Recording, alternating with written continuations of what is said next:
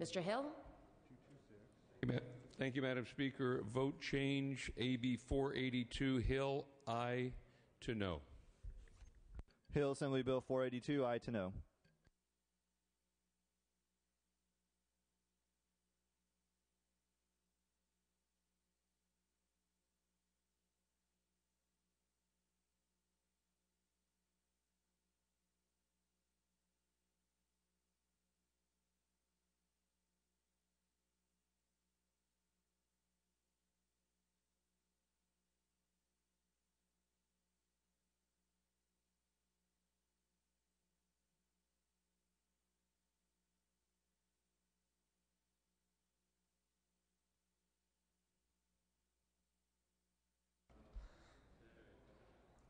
Fall item 89, SB 1460. Clerk will read. Senate Bill 1460 by Senator Cedillo, an act relating to student financial aid.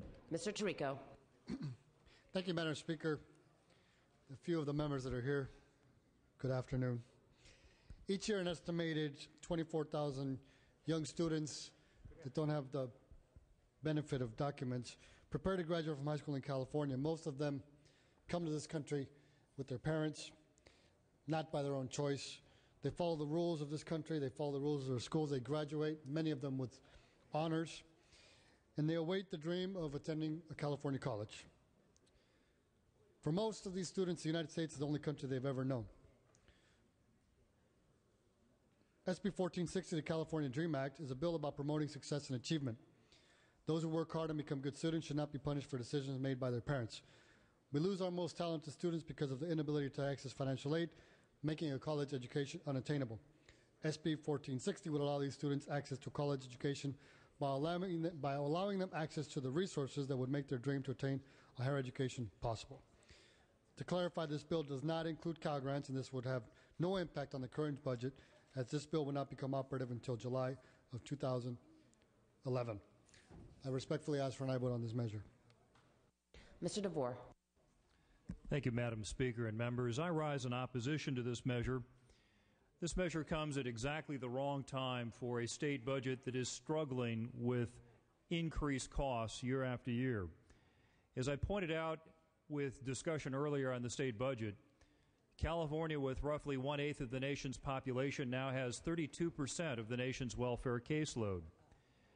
And this measure, SB 1460, will actually increase the burden on California taxpayers by allowing students who are here illegally in the state of California to attend the state college system with additional benefits. Now, it's important to understand that illegal immigrant students already qualify for in-state tuition breaks, something that is actually illegal under federal law and that we've been sued about because we don't give similar breaks to American students, let's say from Kansas, but we do give it to people who are here illegally. And I know that many of these young men and women are here through no fault of their own. Their parents brought them here, but the bottom line is that America is built on the concept of rule of law.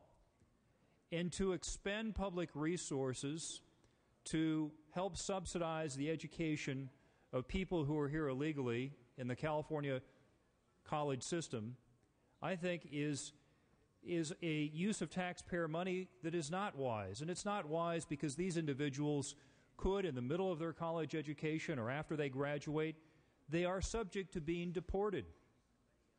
Where does California's investment go at that point? What we need to do is encourage people to follow rule of law. We need to encourage people who are here illegally to return to their countries of origin or step foot out of the country and apply for a visa and enter the country legally and do it right. Ladies and gentlemen, this measure is one of many measures and existing spending programs in the state of California that incentivize illegal behavior. We actually reward it, and this would increase the reward. We're sending the wrong signal with taxpayer money. And it is for that reason that I rise in opposition to this bill. Mr. Fuentes. I'm proud to stand today and vote in support of SB 1460, also known as the California Dream Act. This bill would allow California Community College fee waivers and significant institutional aid from our University of California and California State University systems. Many of us here have in the past, like myself, supported previous versions of the DREAM Act. In 2007, the DREAM Act was in the form of SB 1. It made AB 540 students eligible for only Cal Grant awards and community college fee waivers. Unfortunately, the governor vetoed that bill. Most recently, in 2008, the DREAM Act was a narrower version of what is before us today, and that bill, 1301, would have only allowed for institutional aid for UC and CSUs. The governor vetoed that bill as well. Unfortunately, in 2009, a version of this bill was held in the Senate Appropriations Committee. But today, I'm calling on the governor to sign the DREAM Act this year because it is the right thing to do. Voting in support of this bill today, members, will promote individual responsibility by encouraging students who have been raised in California as Californians to be responsible, educated adults. Members, this is a terribly, terribly important bill. If you believe in investing in California, if you believe in making sure that education is a priority for all Californians, then I strongly encourage you to vote for this measure. Mr. Silva. Thank you, Madam Speaker. I rise in opposition to this measure, and as I do, I rise in support of education for our legal residents and citizens attending higher education institutions in California. Here in California, we have a finite amount of funding available to assist our own students. The state is facing a $20 billion deficit, and here we are giving away more benefits to citizens of foreign nations. The United States cannot continue to solve the financial problems of countries throughout the world. It's simply unfair to the California taxpayers. Gentlemen, you can't fight here. This is a war room. I respectfully ask my colleagues to vote no on this measure. Thank you. Mr. Furtani. Thank you very much, and Madam Chair, I appreciate the comments from my colleagues on the other side of the aisle.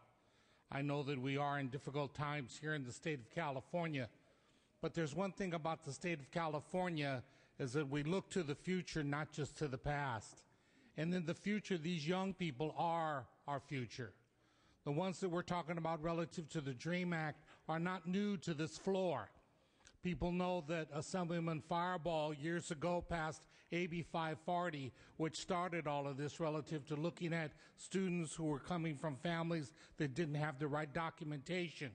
This DREAM Act bill before us has limitations relative to the students have to be high school graduates in the state of California. They have to have gone to California high schools for at least 3 years.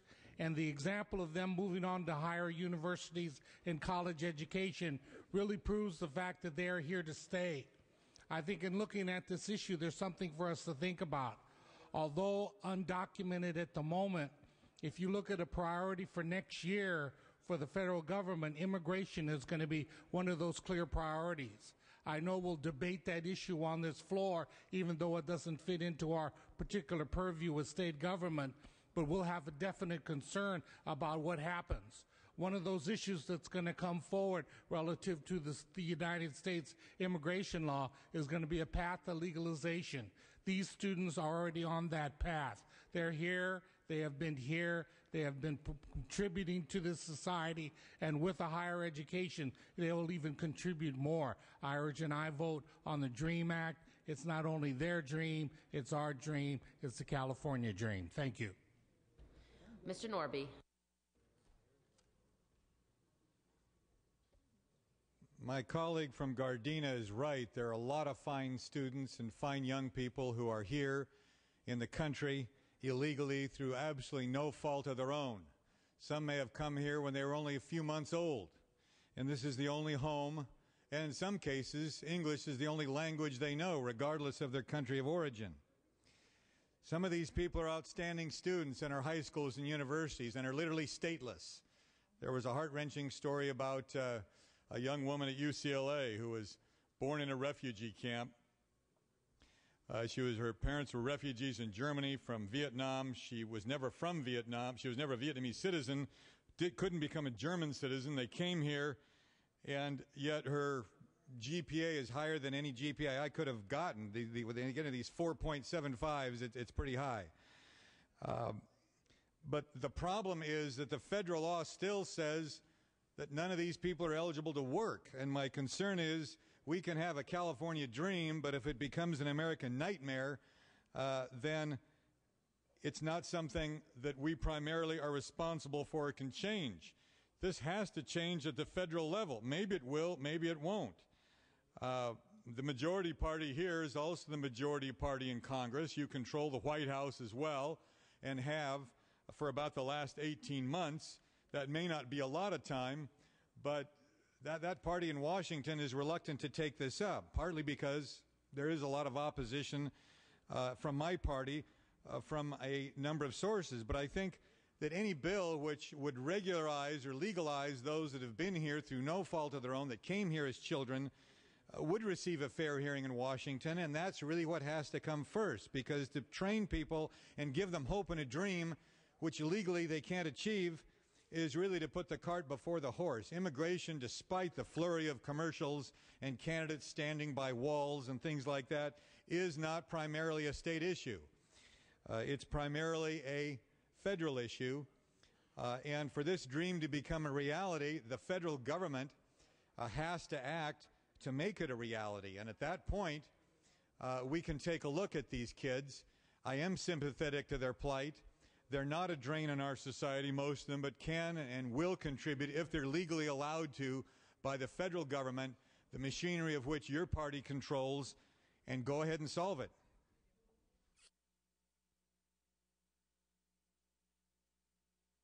Mr. Eng.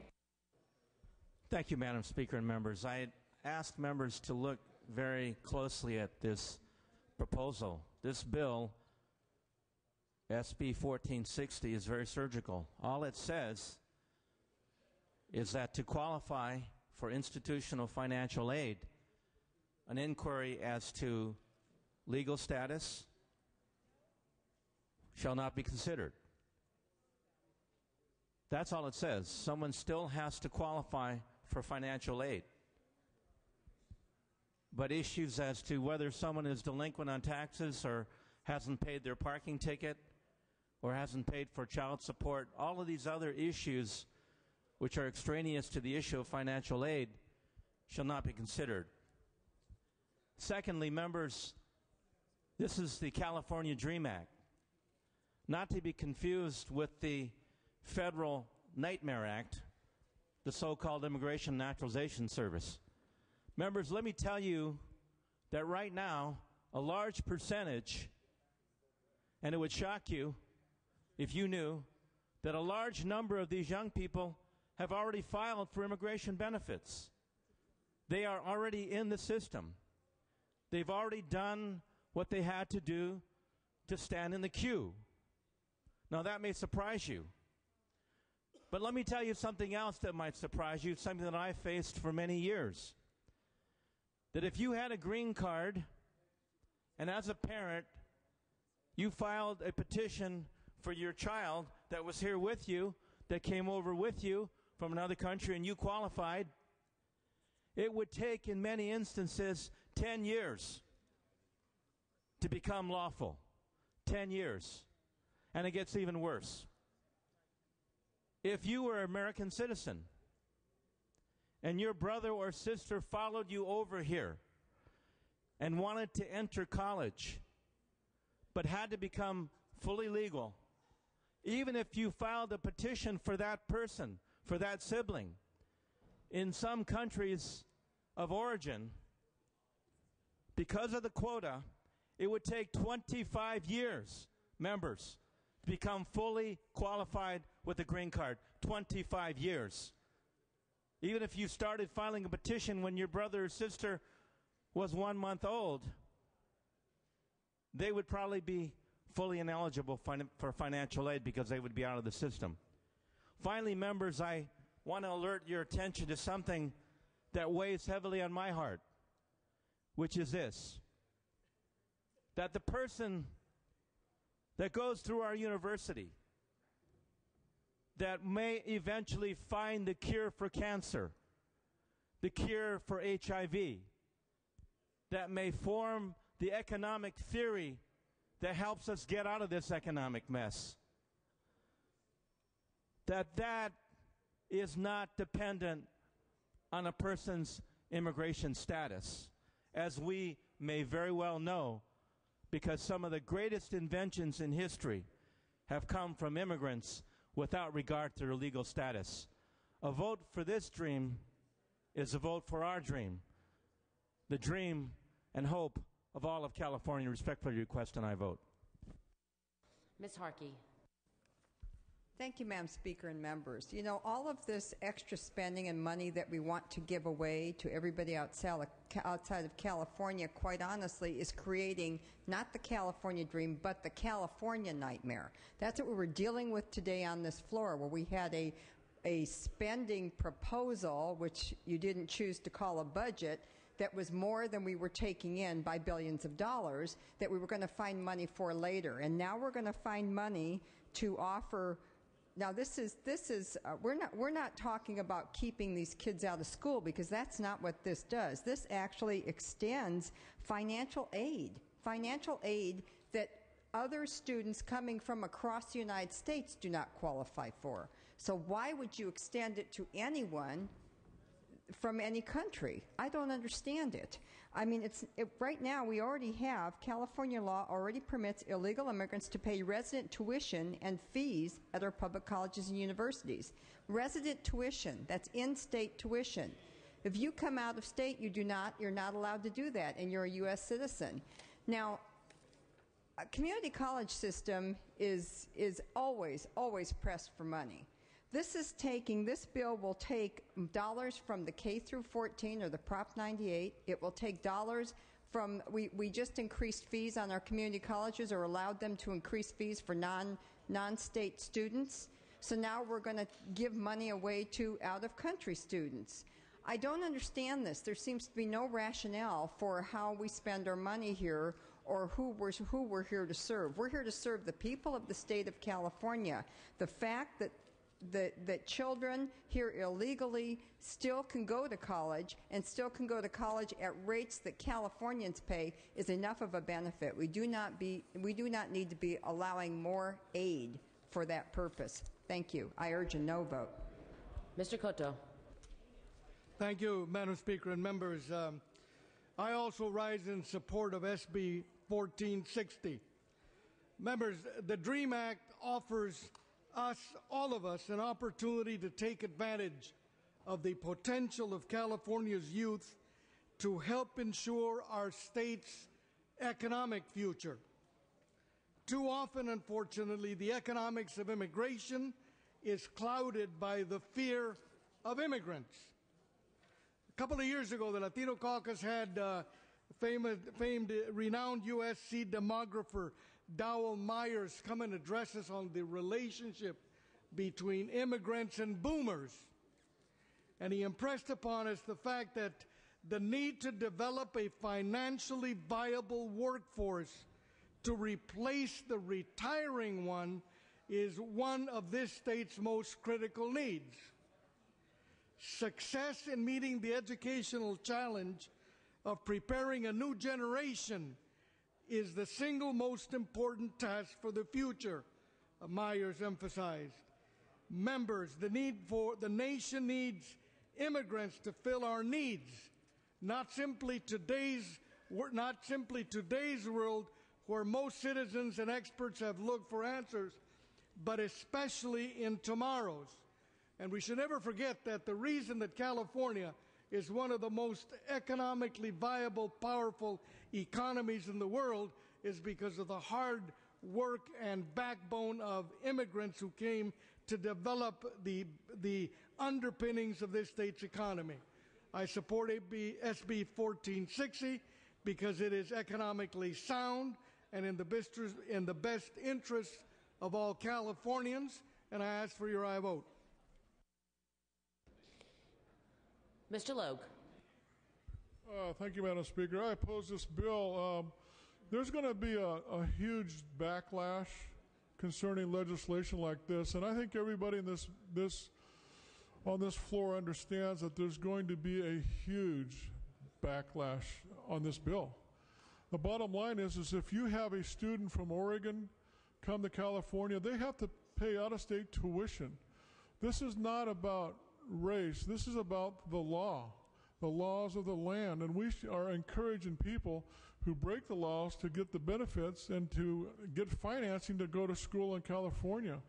The people of California, I'm telling you, they're pretty upset with the direction that the state is headed in, and this type of legislation is going to turn the heat up on the members of this floor. So I urge you to do the right thing.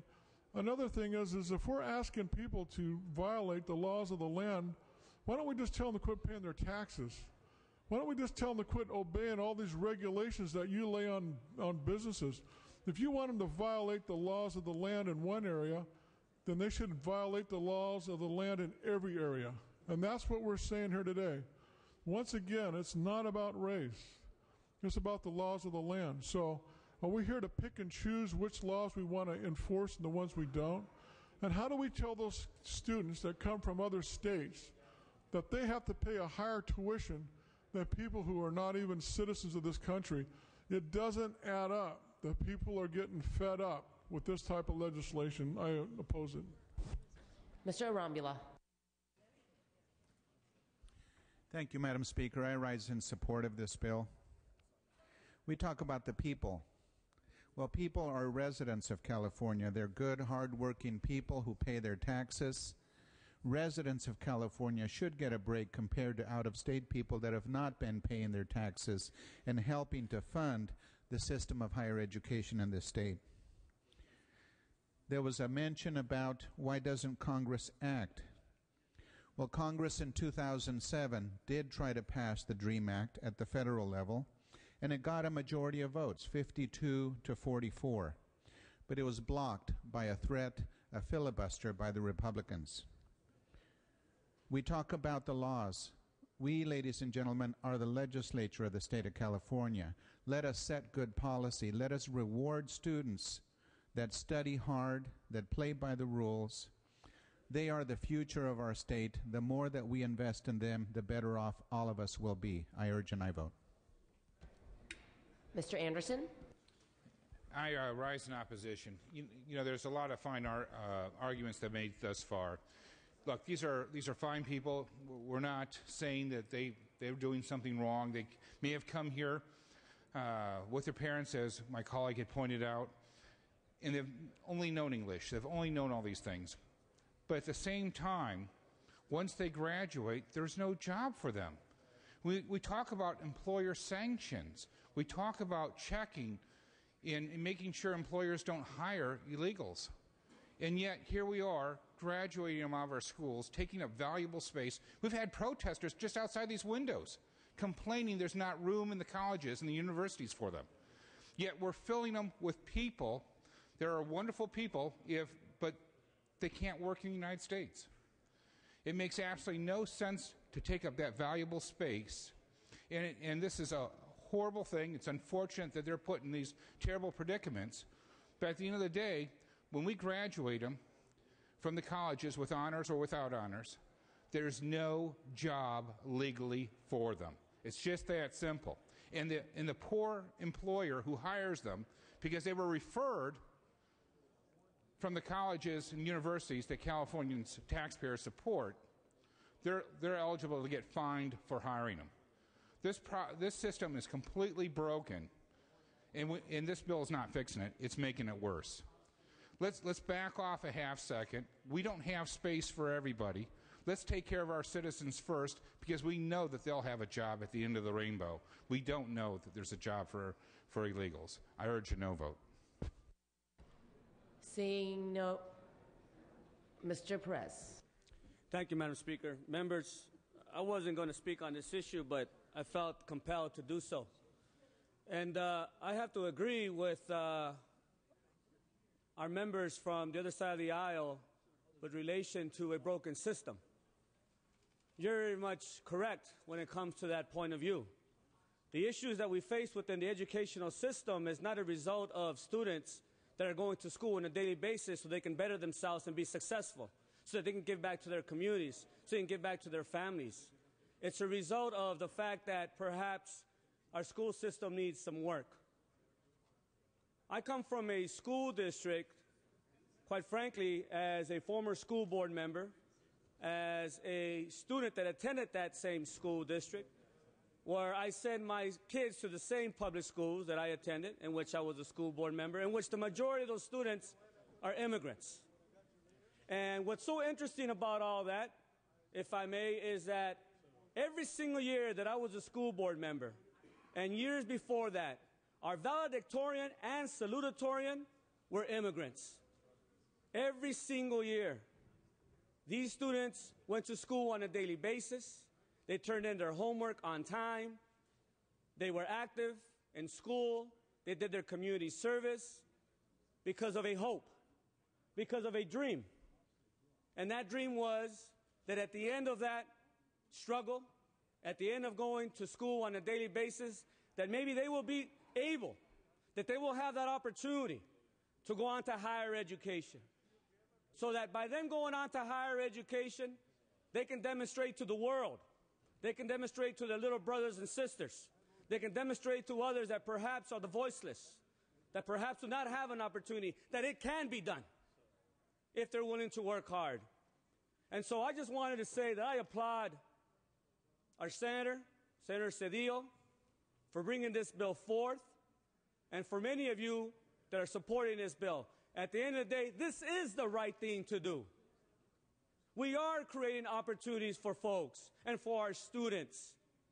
Of no fault of their own, they are here in the state of California and have been living in the state of California for years. They're not foreigners. They speak English and Spanish. They are bilingual. And they want to have a great paying job so that they can give back to their communities, so that they can give back to their family members. And quite frankly, ladies and gentlemen, I'm not sure if you're seeing what I'm seeing out there, but the demographics are shifting. The demographics are shifting, and we need to create opportunities for all people. The truth of the matter is that if we educate a child and provide them that opportunity for higher education, they're going to be taxpayers. They're going to give back. They're not going to be taken from. They're going to give back. It's an investment. I urge your support for this measure. Seeing no further questions or debate, Mr. Tirico, you may close. Thank you, Madam Speaker. I want to be very clear about what this bill does and who it impacts.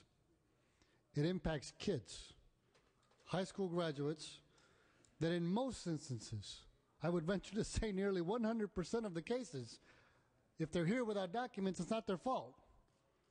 And they've come to their schools, and they've made their parents proud when they graduate from 6th grade and 8th grade, and when they graduate from high school. So I ask all of you that oppose this measure, what are we to do with these kids when they graduate if we're not going to send them to college? Are you ready to join the chorus of people that thinks we need to round up all the immigrants and send them back to their countries of origin? I haven't heard anybody talking about that because we don't have the money to do that. In fact, we can't afford to do it. So if we're going to have a debate, let's have an honest debate. Don't talk to me about the immigration problem. Don't talk to me about our overcrowded schools problem. Don't talk to me about the lack of space in educational institutions where you're not willing to pay for these things. It is hypocritical to talk about these things and not talk about the cost.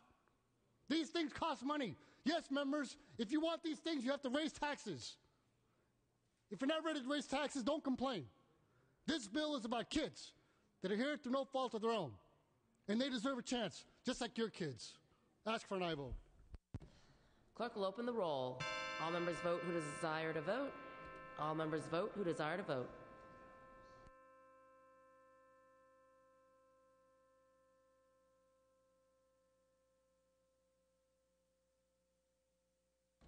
Clerk will close the roll, tally the votes. Ayes 43, noes 24.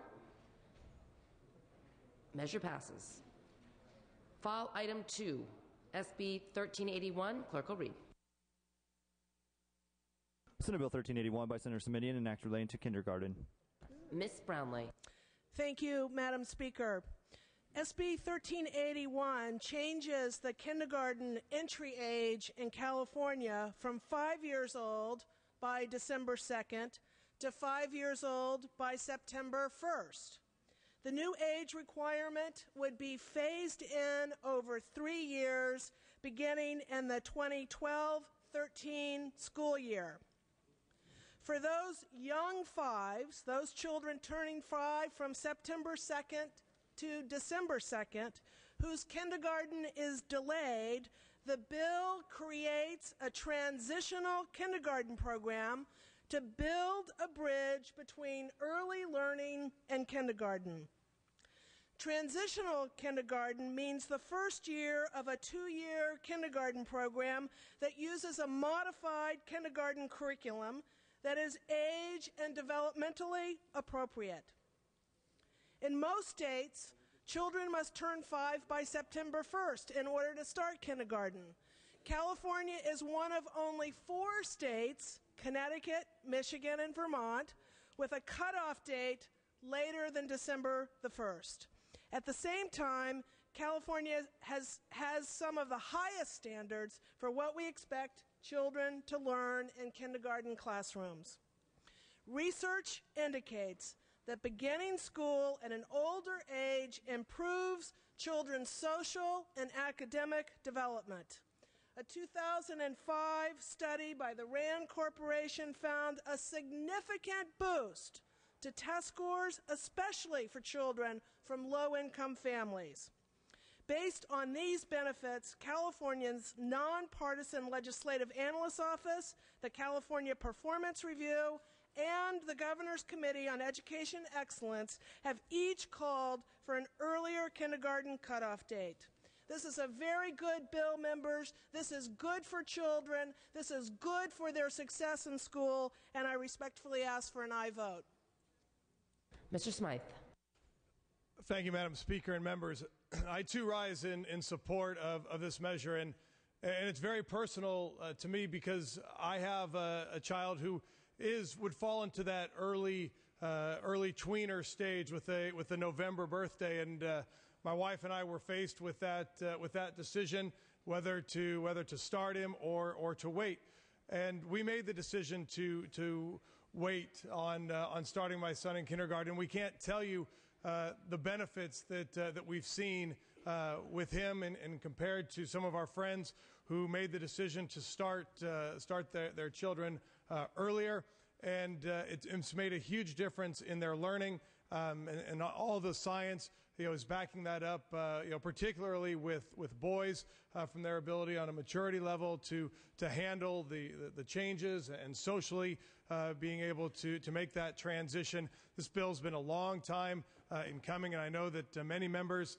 including former members and those that are here, have been working on this, and I think it's a great day that we're going to hopefully pass this out and really bring California into balance with other states and give our kids, when they're starting out, the best possible chance for success. So I also ask for an aye vote.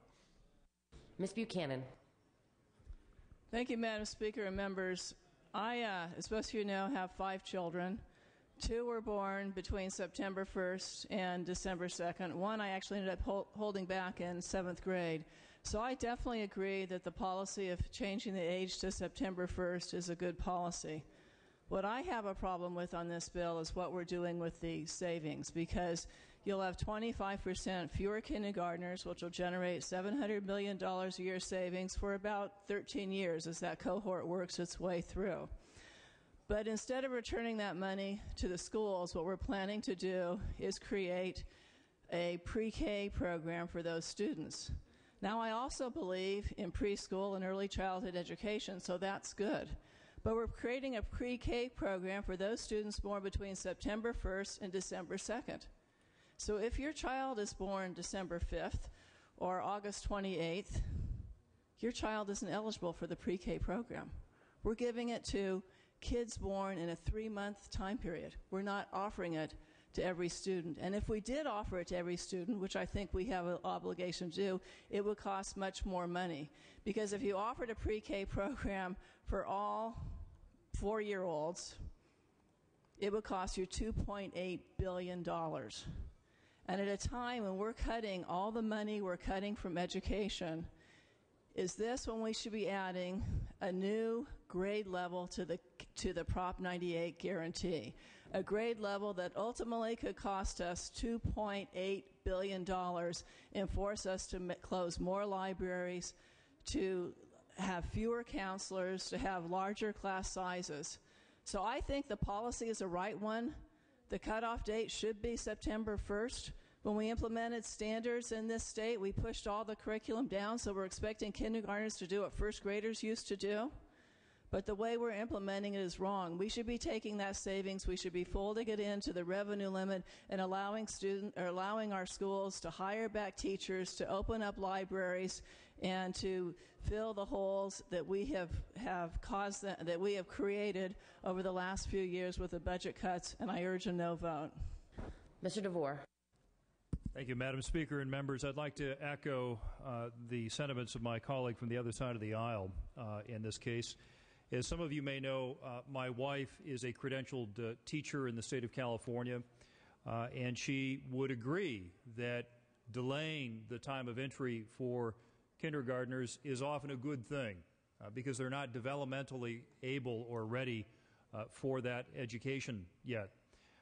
I am very troubled about this transitional kindergarten concept on two different levels. Number one, according to the Legislative Analyst's Office, the fact that we're basically creating a new entitlement for public education will eventually result in $600 to $700 million of added Prop 98 costs.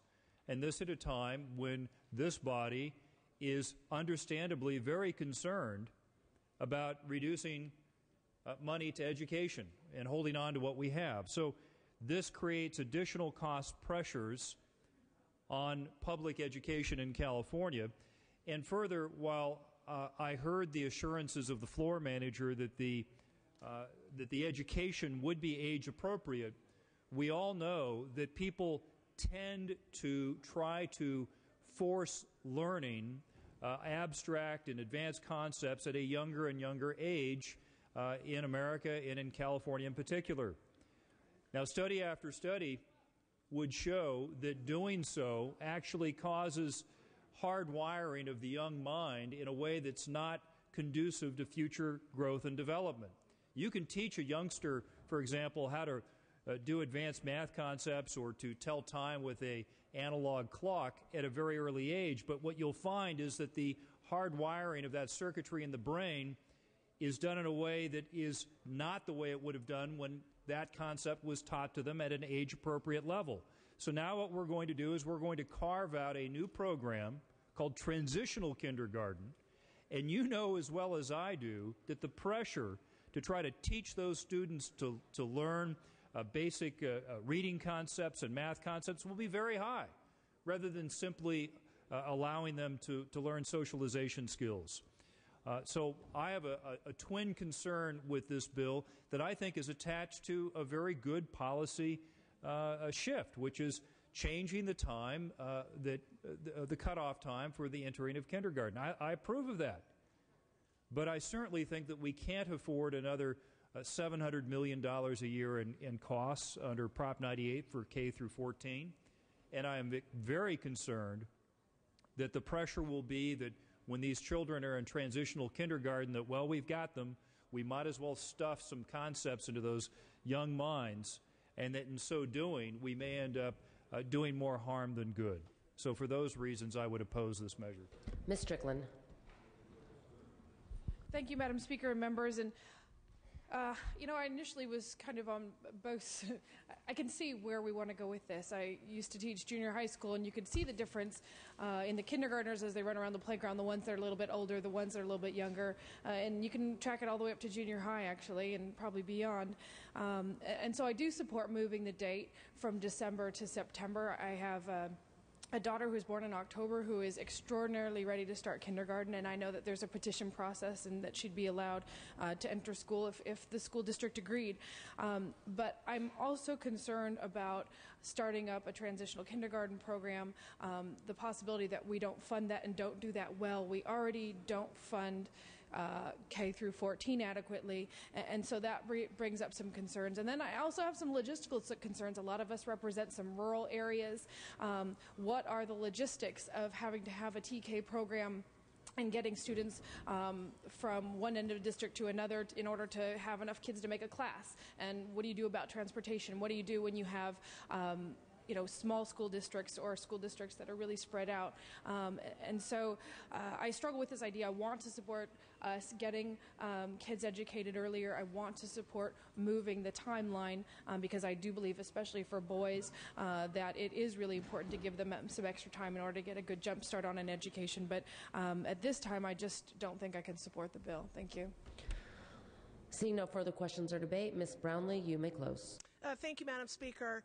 Look, members, this is a very good bill and a sound program for our youngest people. This is about kids. If we didn't have this bill or this law, these kids are going to come to kindergarten anyway, and they're going to be, in most cases, really too young to be able to handle the curriculum, if you will, for kindergarten. So what we're doing here is really creating a 2-year kindergarten program for our youngest children so that they have curriculum that's age appropriate, developmentally appropriate. So when they come to school, because they're going to come to school anyway, there are not very many families in today's economy that can hold their kids outside of school. They're coming to school. We're just trying to provide a kindergarten program that's going to really work for these young people. This is a very good bill. This will make children much more successful. The research is very clear. If you give children a good early start, this is not providing preschool, this is still kindergarten, but if you give them a good early start, they will be successful in school. I ask for your aye vote. Clerk will open the roll. All members vote who desire to vote. All members vote who desire to vote.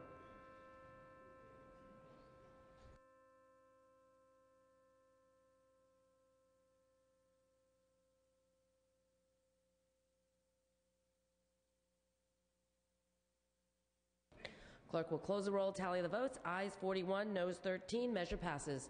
Okay, members, we're going to take a dinner break until 7 p.m. sharp. Everyone is on their own for dinner. We will be back at 7 p.m. sharp.